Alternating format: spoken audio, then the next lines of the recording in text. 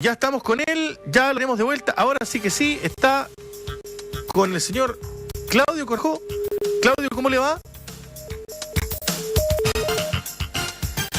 Ya, sí, estamos con un problema. Yo lo doy con Claudio en todo caso en BioBio TV. A ver si podemos, ahora sí estamos con él. Claudio, ahora sí te escuchamos, ¿cómo estás? Sí. No fue fácil.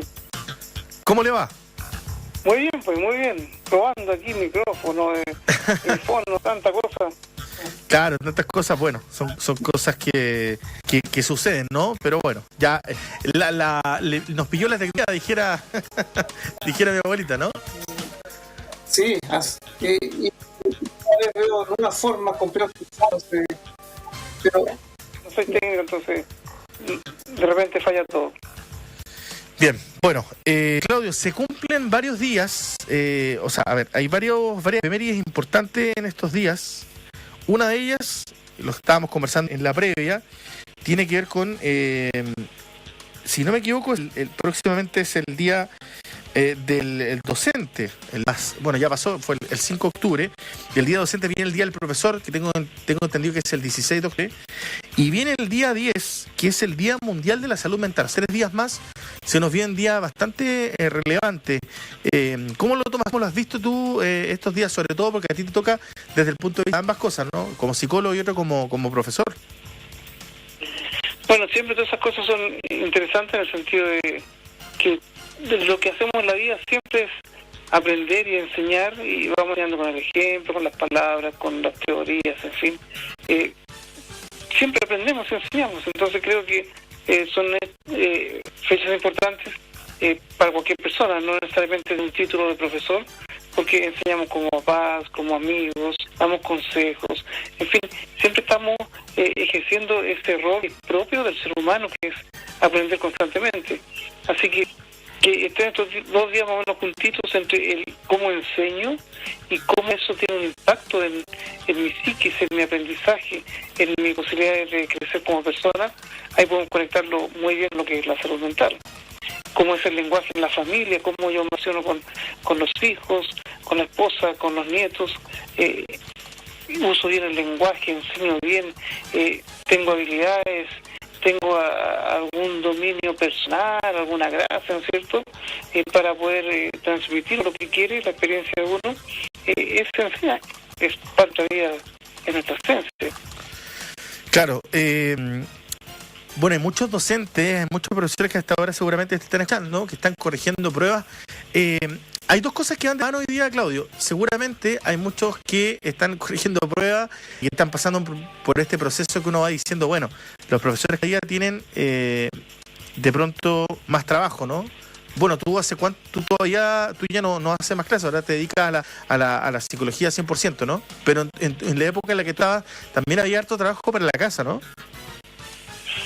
Siempre hubo mucho trabajo para la casa, y antes, me recuerdo, muchos años atrás había que llenar las actas, que era poner el nombre de todos los alumnos, de 1 al 44, 45, 40, nombres y apellidos, y después las notas por así. Y había que llenar esa acta completa, te equivocabas en un número y había que estar de nuevo, te equivocabas en los apellidos, todo de nuevo, aunque existían algunas técnicas, usar un cierto tipo de goma, un gilet, un cuchillito así finito, cortacartón, para ir raspando un poquito hasta que el número desaparecía, y después había que presionarlo para que quedara bien. Pero se pasaba muy mal. Ahora todo eso es bastante más electrónico. Sí, las pruebas eran a mano, a mimeógrafo, en tiempos mucho más antiguos, y el mimeógrafo fallaba y había que imprimir la hoja roneo, esa hoja café, y bueno, todo evolucionando a las fotocopiadoras. Existen ahora mecanismos para hacer pruebas de selección múltiple que te las revisan automáticamente. En estos colegios más aventajados, claro está. Pero siempre pasa que hay que tener, hay que revisar las pruebas, hay que planificar. Y pese a todo, se sigue con los manuales, por decir, prueba por prueba, y ver la respuesta de cada alumno, tener una lista de cotejo.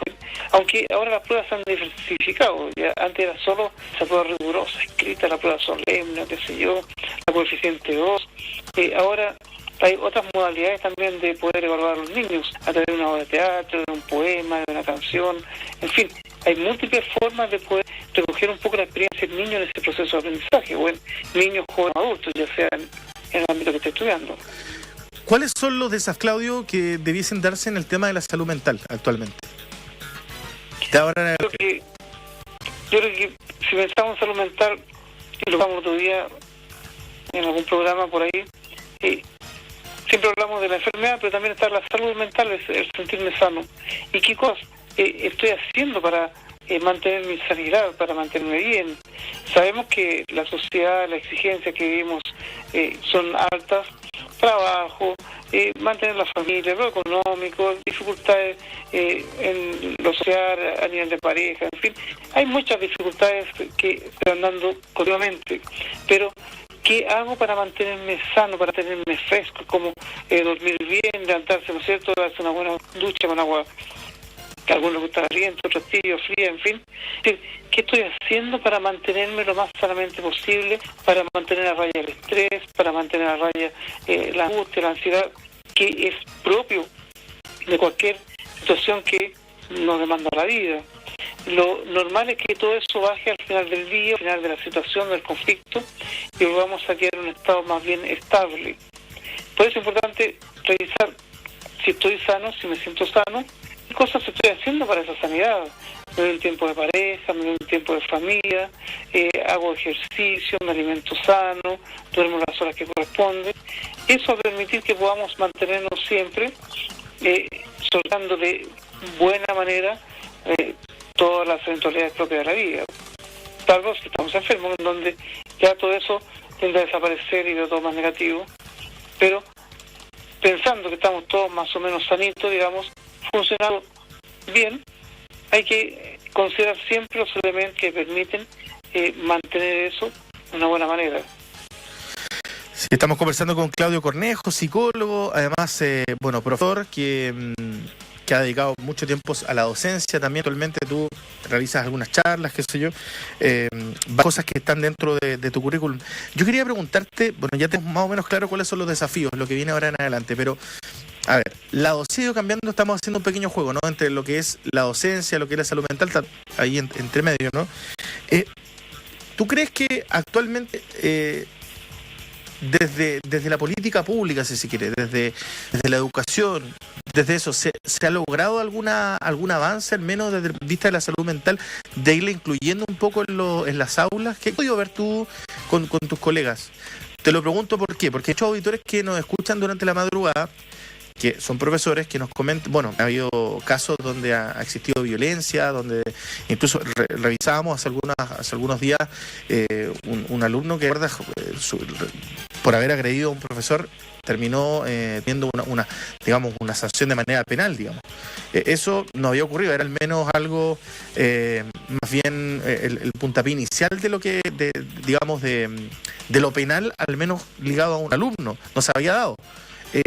¿Cómo has visto tú que las instituciones han ido dando el granito de arena para mejorar en esta situación de la salud mental?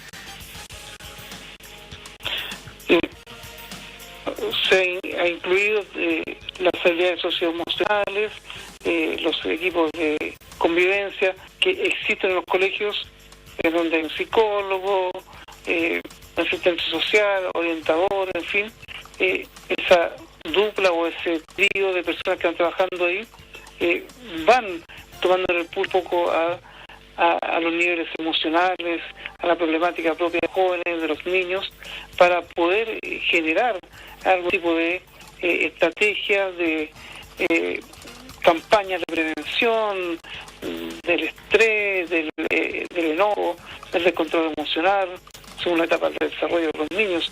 Eso se viene haciendo desde hace harto rato. Ahora, de repente la realidad supera la fantasía y digamos en muchas cosas bonitas que nos gustaría hacer, pero surge un conflicto como el que señalas tú y nos replanteamos todo y aparece la escuela como que no tiene las habilidades necesarias para manejar eso, porque también tenemos todas las habilidades necesarias para manejar esas realidades que son tan complejas, en donde en muchos colegios ni siquiera están los elementos materiales para poder generar nuevas alternativas, y menos los económicos para poder disponer de, hagamos un desayuno con los niños el niño tiene que llegar con su pancito, digamos, nosotros ponemos agua caliente. Entonces es muy precario, el niño vive en precariedades, y llegar a un colegio en donde todo es precario también genera conflicto, genera tensión. Y más encima si el profesor tiene sus propios conflictos, sus propias tensiones, y antes decía, vamos a ir, ¿a qué curso voy? Voy contra el primero B. Y se decía como broma, voy contra el primero B. No voy al primero B, sino que hay una tensión y se vive.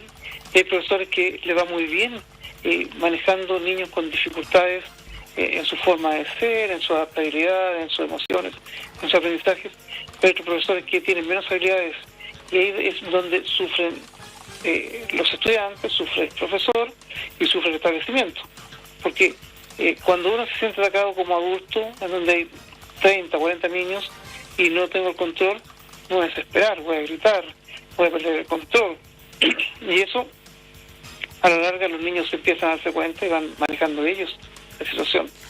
Mira, y no es uno o dos casos, son varios más. Sí, es verdad. Claudio, mira, acá nos están hablando varios, a ver, si hay algún docente que esté escuchando y quiera darnos su parecer o comentarnos sobre en qué estamos al debe, es importante para ir sumarlo al debate. Dice, soy profesor jubilado, realmente no sé cómo pueden enseñar hoy los docentes con la falta de respeto que hoy manifiestan los alumnos y apoderados, dice. Hoy en estas condiciones, dice, no sería docente, por ello hay tanta deserción docente y por eso hay falta de profesores, digamos, ¿no? ¿Cómo lo ves tú? ¿Tú sientes que es importante que este tema penal más bien, desde el punto de vista no tan solo el bullying, porque hay varios profesores que incluso han denunciado eso, que se les molesta, que se les saca, por ejemplo, a mí nos han llegado varios comentarios y en la vida personal yo lo veo con algunos que son amigos, que son profesores, amigas también, que comentan que muchas veces, bueno, les sacan fotos, las suben a redes sociales, los ridiculizan muchas veces. Y esto va para en general nomás, digamos, porque hay que decir algo, esta cosa, el teléfono muchas veces es una herramienta importante, hay muchos profesores que la han sumado a sus planes de educación y en algunos sectores ha funcionado, pero muchas veces se presta para no prestar atención, valga la redundancia, en la sala de clases, ¿no? Sí, es que ya salimos del modelo tradicional del profesor. Ese profesor donde entraba a la sala, los niños se ponían de pie, saludaban, ¿cómo está profesor? Asiento. Tú dices que no hay una vuelta atrás. Y hacían una filita, ¿sí? Claro, tú dices que como que no hay una vuelta atrás, digamos, a ese profesor. Ahora tiene que haber un proceso de adaptación a este nuevo medio, ¿no? Sí, cambió todo eso ya no existe. Antes eran las clases positivas, uno tenía 2 o 3 pizarras, si uno escribía una pizarra, pasaba a la segunda, pasaba a la tercera, teníamos tiza. Después el profesor, cuando le cambiaron la pizarra por el proyector, lo usaba como pizarra, en donde llenaban en la proyección una hoja, una pantalla llena de escritos, hasta que el profesor fue entendiendo que a lo mejor no había que llenar tanto, sino que había que motivar a través de la proyección. En fin, ha sido un proceso muy largo para el profesor irnos adaptando a un montón de cosas, porque la educación tiene un carácter históricamente de mantener el sistema, de generar los elementos para que el niño socialice, para que se adapte a la sociedad. Claro. Y adaptarse a la sociedad tiene la característica de adaptarse a lo establecido, a lo que existe, a la norma, no a lo nuevo. Pocos colegios innovan, pocos colegios van trabajando lo emergente, lo que viene más allá. Aunque queramos hacerlo, la realidad siempre, como decía, nos va ganando, pero la función del colegio es transmitir la cultura y transmitir lo fijo, lo estable. Y como estas sociedades actuales han cambiado tan vigorosamente, tan drásticamente, para bien, para mal, no sé, pero la labor del profesor es totalmente distinta ahora. Claro. El profesor ahora es un mediador, no es un transmisor de conocimiento, sino que es un activador de conocimiento. El niño tiene conocimiento en el celular, tiene 100.000 conocimientos, entonces yo motivo a que él vaya descubriendo, voy canalizando, voy guiando, voy monitoreando lo que ellos van a ir descubriendo, en teoría, porque muchos niños no quieren hacer nada de eso tampoco. Claro. Entonces, la labor del profesor ahora tiene múltiples desafíos que son muy complejos y que todavía no tenemos esa claridad de por dónde va, cómo le tomamos el pulso a este nuevo ser docente, porque lo que están enseñando las universidades todavía también está en un modelo añejo. Claro, acá nos dicen no existen los profesores normalistas como antes. Bueno, eso ya cambió hace rato, digamos. Los últimos profesores normalistas eso ya, al menos, por lo menos me da la impresión que hace 10, 12 años. Hay algunos que continúan, ¿no? La educación normalista. ¿Cómo lo has visto tú, Claudio? Al menos en la época que tú estabas. Se acabó hace muchísimos años los profesores normalistas, sí, que eran algunos de mucha edad, que lo contarán como una época de oro, y lo contarán con mucha nostalgia, obviamente, porque eran otros tiempos, sí, en donde en el colegio no existía la educación obligatoria, solo la primaria en algún momento, pero en algún momento pasó a ser obligatoria la secundaria. Entonces iban solamente los que realmente tenían interés, porque los que no tenían interés los echaban y pasaban a ser mano de obra barata en esos tiempos. Por eso era también era más fácil ser profesor, porque estaban los niños que sí querían llegar a desarrollarse. Mira, acá pocos llegan a la enseñanza media y menos a la universidad. Claro, acá nos escribe una auditoría, dice: el respeto es un valor de familia y si no la tienes debe entregarse herramientas entre tutores, apoderados, familiares y docentes. Claro, ahí nos escribe acerca del respeto. Bueno, lo que sí yo creo que podemos estar todos de acuerdo es que estamos en un tiempo distinto, donde la comunicación, incluso, yo te diría, ni siquiera desde el punto de vista docente, profesor, alumno, entre nosotros los mismos padres, la familia, tenemos que comenzar a relacionarnos de otra manera, ¿no? Bueno, hay algunos que tienen algunas cosas de sana convivencia, ¿no? Bueno, cuando se come, uno está en la casa, deja el celular de lado, digamos, ¿no? Hay algunos que lo hacen, otros que no les importa mucho eso. Mira, sigo leyendo algunos mensajes. El Colegio Francisco Encina de Ñuñoa Normalista es un excelente colegio, nos escribe acá otro de nuestros auditores. Nos dice acá, yo estoy terminando educación parvularia con mucho esfuerzo. Hoy en día no es así, sí, sigo sin entender ahí que me dice nuestra auditora. Estoy de acuerdo con lo que dice acá, que el respeto es un valor de la familia. En eso estamos de acuerdo. Es una conversación que está dentro del aula más importante, dicen todos, que en la casa. Sí, pero también es claro, es que todos esos son conceptos bonitos, ideales, están en nuestro imaginario, pero no en la realidad. Porque lo que encontramos en la realidad en los colegios municipalizados y algunos subvencionados, pero fundamentalmente municipalizados, no es la idealidad, es la realidad. Es donde los papás trabajan todo el día, salen temprano, tienen que juntar el dinero para tener sueldo para el mes, en donde viven en poblaciones, en donde el respeto se ha perdido, en donde el papá no puede ejercer un rol, el papá tiene problemas de droga, alcoholismo, en fin. Hay muchos problemas sociales asociados, en donde el papá ni siquiera tiene injerencia ya con sus hijos, en donde dicen yo me di por rendido y ya no sé qué hacer con este cabro. Esa es la realidad que llegan los estudiantes al colegio, en donde no tienen normas. Y podríamos decir, oiga señora, ¿por qué no puso las normas? Pero ya no se puede hacer eso, es decir, ese es el niño que tenemos, o el joven que tenemos. Y cómo los educadores abordamos esa realidad, porque esa es la realidad, no es la idealidad. Es bonito trabajar con la idealidad, pero no existe. Claro. Mira, finalmente acá nos escribe una auditora que, una auditora que siempre nos escribe, Victoria, desde Alemania, nos dice: yo estudiaba en Antofagasta en colegio privado y la calidad de los docentes era muy, muy mediocre, dice, los 2000. La mayoría no está bien preparado, dice, no tiene ni carácter de autoridad, dice, muchas veces para llevar grupos. Bien, yo creo que hay varias opiniones respecto a este tema, ¿no? Sobre todo desde cómo se lleva una sala de clases, cómo se puede ir mejorando. Ahora, lo importante es que estas fechas que vienen ahora no queden solamente en una conmemoración, ¿o no, Claudio? Que quede como en ir mejorando, en ir elevando también los derechos, no tan solo de los alumnos, los deberes también, sino también situaciones que los propios profesores han tenido que ir subsanando, ¿no? Y también, por cierto, este Día de la Salud Mental, que es tan relevante, ¿no? Que ese nos atañe ya a todos, creo yo. Vaya sacando un poco el tema de los profesores, el mensaje finalmente, Claudio, es: cuando tengamos un problema de salud mental, consultar, ¿no? Empezar a vociferar mucho más sobre este tema, ¿no? Yo tomaría la palabra que dijiste tú. Para cualquier cosa, educación, salud mental, trabajo, este programa, lo fundamental, la única herramienta que tenemos los seres humanos es el lenguaje. Eso distingue de otros. y si manejamos bien el lenguaje, si tú como profesional que lo haces muy bien, tienes la habilidad para estar todas estas horas en la noche compartiendo, transmitiendo información, transmitiendo mensajes, valores, alegría, en fin, hay una intencionalidad. Te has preparado para poder transmitir mensajes y mantener a las personas interesadas y opinando. Es decir, cada vez que nos enfrentamos al mundo tenemos que prepararnos para cualquier cosa. Y eso es a través del lenguaje. En la medida que tengamos un buen dominio del lenguaje, vamos a ir creando muchas cosas positivas. Si el niño es complejo y logro entusiasmarlo, cautivarlo desde el lenguaje, el niño pasa a ser un aliado. Si en la familia hay conflictos y uso el lenguaje para hacer que el otro se sienta importante, reconocido, es porque voy avanzando, voy mejorando, voy solucionando. Entonces, la salud mental, la educación y todo lo que hacemos pasa por desarrollar el lenguaje. Creemos que porque hablamos ya estamos listos. No, hay que prepararse para eso. Hay que tener habilidades comunicacionales para generar cambios. Bien, Claudio, nos quedan un par de minutitos. Quiero agradecerte por haber conversado con nosotros en este inicio de semana ya de octubre. Ya el mes está en pleno desarrollo y queda poquito para que termine el año. Sí, y pensaba por ahí por Halloween podemos hablar sobre los fantasmas. A ver.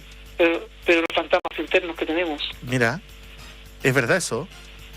Próxima semana está pendiente eso. ¿Cómo superar esos fantasmas que tenemos, no? Más de alguno tiene algo que contar, ¿no? ¿O no? Me parecerán buenos programas de misterio. Eso, me gusta. Bien, Claudio, te mando un abrazo enorme. Muchísimas gracias por conectarte a esta hora y gracias por tu tiempo.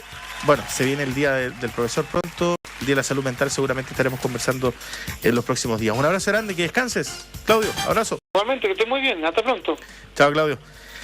Bueno, ahí teníamos Claudio Cornejo, gran amigo, psicólogo, además, profesor, aquí decirlo, profesor de lenguaje. Bueno, él ahora ya está más dedicado al tema de la salud mental en su consulta, qué sé yo, siempre conversa con nosotros en la radio. 2:59, vamos al boletín informativo, la pausa, ya volvemos con más, luego estaremos actualizando las principales informaciones de los portales internacionales aquí en el Trasnoche. No te vayas, quédate.